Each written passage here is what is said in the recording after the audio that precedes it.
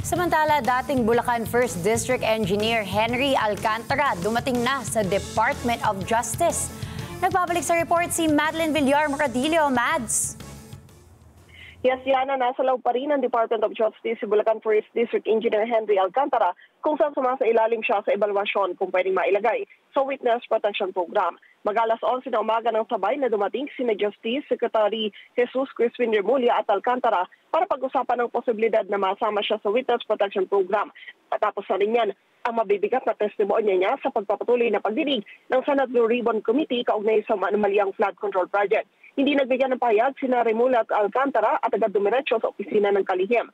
Sa pagdinig sa Senado, sabi ni Remulla na dahil sa bigat ng mga binunyag ni Alcantara sa pinapidibit, malaki ang may tutulong nito sa DOJ at WPP para agad makapagsampa ng kaso laban sa mga sangkot ng individual. Kung mapapatuloy ang may kinalaman ang mga tinuro sa palpak ng mga proyekto, sabi ng kalihim, maaari silang agad sampahan ng kaso at wala silang sisinuhin. Nilinaw naman ni Remulla na hindi lang si Alcantara ang pwedeng ikonsidera ng DOJ na masama sa WPP. Nakatakda namang ibalik ni Remulla sa Alcantara sa Senado pasado 1:00 o mag-alas 2 mamayaring hapon. Balik sa inyo dyan, Gianna. Maraming salamat, Madeline Villar Moradillo.